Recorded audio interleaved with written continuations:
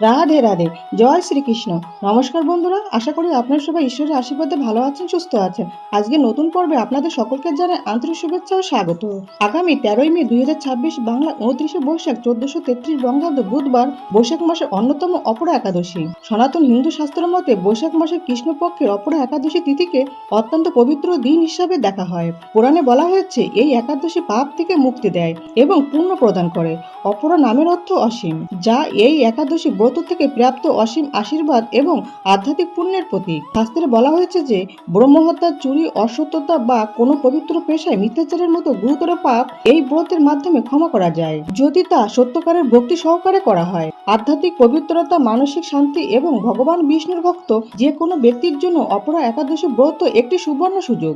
এই দিন মনস্কামনা পূরণের জন্য অনেকেই লক্ষ্মী ও নারায়ণের পূজা করেন। শাস্ত্র মতে নিষ্ঠার সাথে অপরা একাদশীর উপবাস পালন করে, সঠিক আচার অনুষ্ঠান অনুসরণ করে এবং সঠিক সময়ে পালন করে ভক্ত অসীম আধ্যাত্মিক বিকাশ অনুভব করতে পারেন এবং নিজের মুক্তির পথ প্রশস্ত করতে পারেন।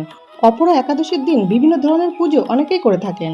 বন্ধুরা, আজকের এই পর্ব থেকে আমরা জানবো একাদশীর পূর্ণাঙ্গ সময়সূচি, অর্থাৎ একাদশী তিথি কখন শুরু কখন শেষ। ইস্কন, স্মার্ত গোস্বামী ও নিম্বাক মতে অপরা একাদশী কবে পালন করবেন এবং পালনের সময়সূচি। এছাড়াও জানবো এই একাদশীর দিন গঙ্গা স্নান ও দানের সব থেকে শুভ সময় কখন থাকতে চলেছে এবং অমৃতযোগ ও মহেন্দ্রযোগের সময়সূচি। এই সবকিছু জেনে নেব আজকের এই পর্ব থেকে। পঞ্জিকা অনুসারে অপরা একাদশী পালিত হবে 13ই মে 2026 বাংলার 29শে বৈশাখ 1433 বঙ্গাব্দ বুধবার। অপরা একাদশীর অধিষ্ঠাত্রী দেবতা হলেন ত্রিবিক্রম অর্থাৎ বিষ্ণু। পক্ষ কৃষ্ণপক্ষ।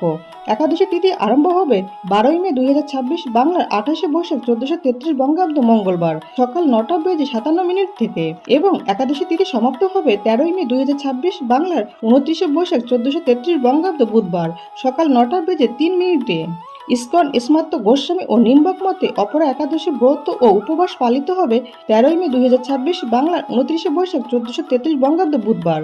ইস্কন মতে একাদশী পালনের সময় হবে 14ই মে 2026 বাংলা 30শে বৈশাখ 1433 বঙ্গাব্দ বৃহস্পতিবার ভোর 4:56 থেকে সকাল 9:21 মধ্যে একাদশী পালন করে নিতে হবে এবং স্মার্ত গোস্বামী ও নিম্বাক মতে একাদশী পালনের সময় হবে 14ই মে 2026 বাংলা 30শে বৈশাখ 1433 বঙ্গাব্দ বৃহস্পতিবার সূর্যোদয় থেকে সকাল 8:03 মধ্যে একাদশীর পালন করে নিতে হবে। 13ই মে 2026 বাংলার 29শে বৈশাখ 1433 বঙ্গাব্দ বুধবার গঙ্গা স্নান ও দানের সব থেকে শুভ সময় থাকতে চলেছে সূর্যোদয় থেকে সকাল 7:36 মধ্যে গঙ্গা স্নান ও দান আদি এবং 14ই মে 2026 বাংলা 30শে বৈশাখ 1433 বঙ্গাব্দ বৃহস্পতিবার গঙ্গা স্নান ও দানের সব থেকে শুভ সময় থাকতে চলেছে সূর্যোদয় থেকে সকাল 10:15 মধ্যে গঙ্গা স্নান ও দান আদি। এই দিন মহেন্দ্র যোগ থাকবে সকাল 6:46 মধ্যে ও সকাল 10:15 থেকে দুপুর 12:51 মধ্যে। 13ই মে 2026 বাংলা 29শে বৈশাখ 1433 বঙ্গাব্দ বুধবার একাদশীর দিন অমৃত যোগের সময় থাকবে সকাল 7:36 থেকে সকাল 11:10 মধ্যে, দুপুর 1:50 থেকে বিকাল 5:23 মধ্যে এবং রাত 9:50 মধ্যে ও রাত 11:58 থেকে রাত 1:22 মধ্যে। বন্ধুরা, পুরস্কার ক্ষেত্রে 3 বার স্নান করলে বা মাঘ মাসে প্রয়াগে স্নান করলে, সূর্যগ্রহণের সময় কুরুক্ষেত্রে স্নান করলে যে পুণ্য লাভ হয়, অপরা একাদশী পালন করলে সেই একই পুণ্য লাভ করা যায়। অপরা শব্দের অর্থ সীমাহীন। ব্রহ্মপুরাণ এবং পদ্মপুরাণে অপরা একাদশী তাৎপর্য বিস্তারিতভাবে বর্ণিত আছে। সারা দেশে ভক্তিপূর্ণভাবে বিভিন্ন নামে অপরা একাদশীর ব্রত পালন করা হয়। পাঞ্জাব, জম্মু ও কাশ্মীর এবং হরিয়ানা রাজ্যে অপরা একাদশী ব্রত ভদ্রকালী একাদশী নামে পালিত হয় এবং এই দিনে দেবী ভদ্রকালীর পূজা করা শুভ বলে বিবেচিত হয়। উড়িষ্যায় এই ব্রতকে জনক্রিয়া একাদশী বলা হয়, যা ভগবান জগন্নাথ দেবের সম্মানে পালিত হয়। ভগবান কৃষ্ণ বলেছেন যে একাদশী ব্রত পালনকারী ব্যক্তি তার পূর্ণ কর্মের জন্য অত্যন্ত খ্যাতি অর্জন করবেন এবং এই ব্রত অন্তহীন ফল প্রদান করে। যারা সবচেয়ে বড় পাপ করেছেন তাদের জন্য অপরা একাদশী ব্রত অত্যন্ত উপযুক্ত। এটি ব্রাহ্মণকে হত্যাকারী, পরিবারের সদস্যকে হত্যাকারী ও গর্ভপাতের পক্ষে দাঁড়ানো ব্যক্তিকেও ক্ষমা করে।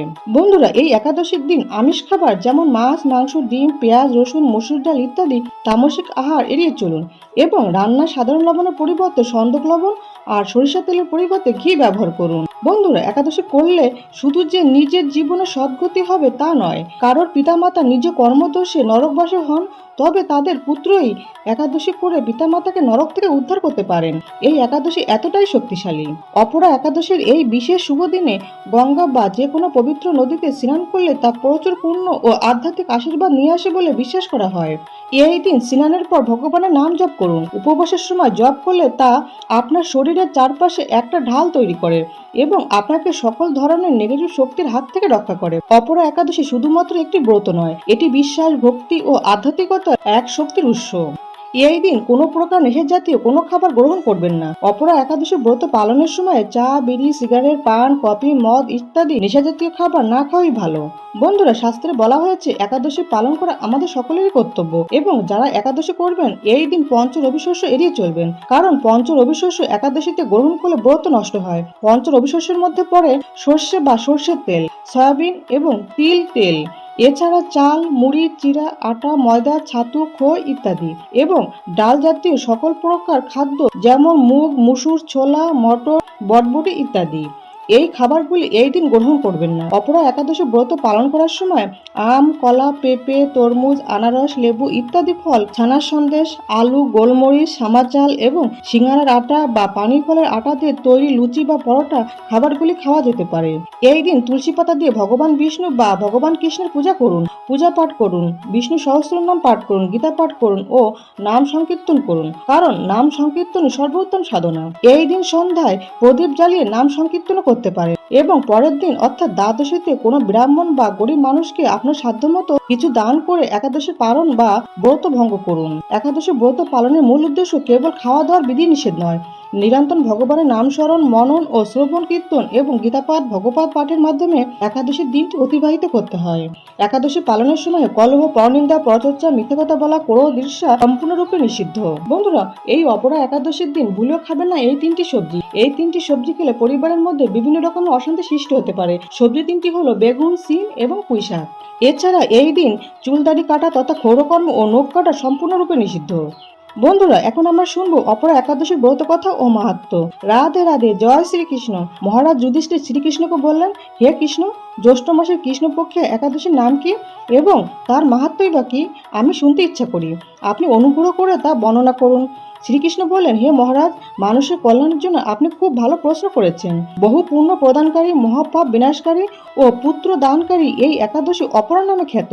এই ব্রত পালনকারী ব্যক্তি জগতে প্রসিদ্ধি লাভ করে। ব্রহ্ম হত্যা, গো হত্যা, বন্য হত্যা, পরনিন্দা, পরস্ত্রী গমন, মিথ্যা ভাষণ প্রভৃতি গুরুতর পাপ এই ব্রত পালনে নষ্ট হয়ে যায়। যারা মিথ্যা সাক্ষ্য দান করে, ওজন বিষয়ে ছলনা করে, শাস্ত্রের মিথ্যা ব্যাখ্যা প্রদান করে, জ্যোতিষের মিথ্যা গণনা ও মিথ্যা চিকিৎসায় রত থাকে, তারা সকলেই নরকগামীর যন্ত্রণা ভোগ করে। এই সমস্ত ব্যক্তিরাও যদি এই ব্রত পালন করে তবে তারা সমস্ত পাপ থেকে মুক্ত হয়।